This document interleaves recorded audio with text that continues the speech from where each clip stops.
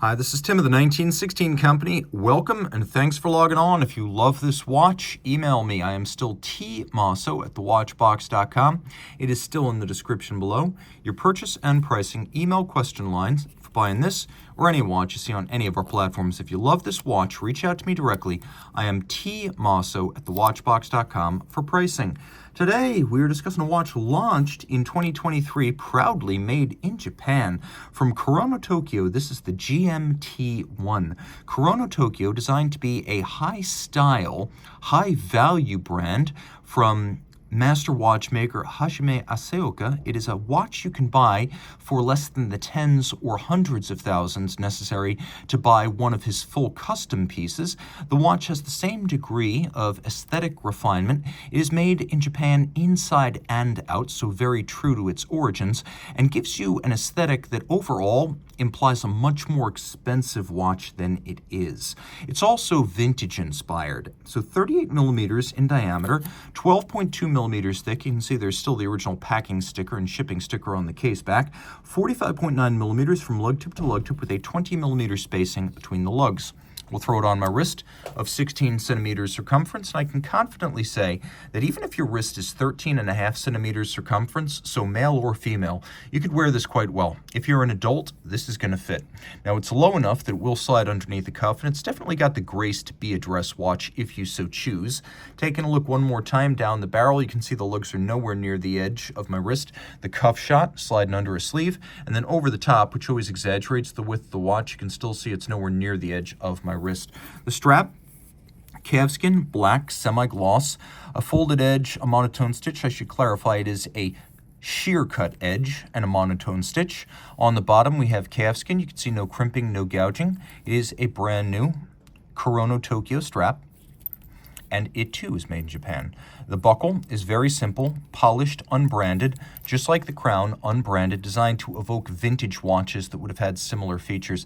The case band is elegant but simple, rounded with tapered lugs, all is polished, and we have a vertical and very sharp coining for the bezel, which moves without a detent. The idea was to create a super slick and refined action, and it's a lot like a Norglide bearing, if you're familiar with those. Super silky, absolutely no grit, no detent whatsoever, but it does have a decent amount of resistance to its action that it's not going to move unless you wish it to do so.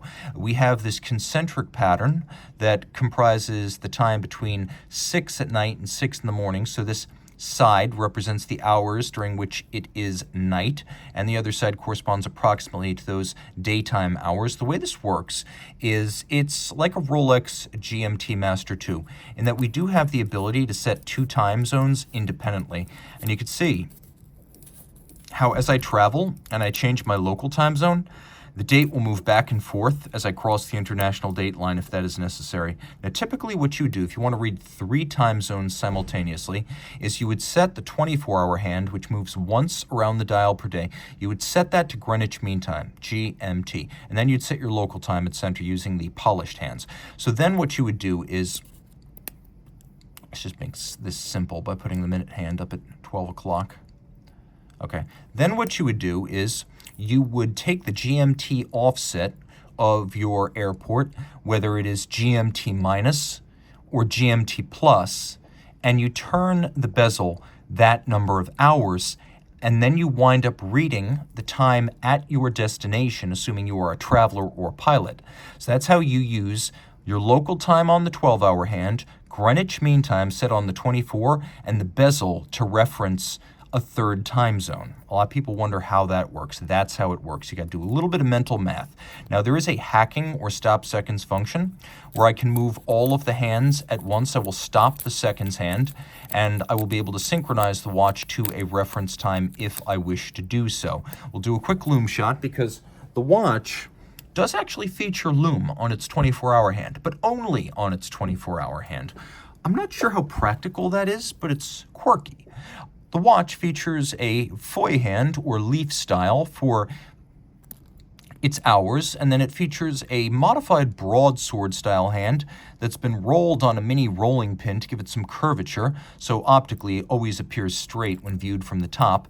That is your minute hand right there. And then we have a bob counterweighted lancet style seconds hand.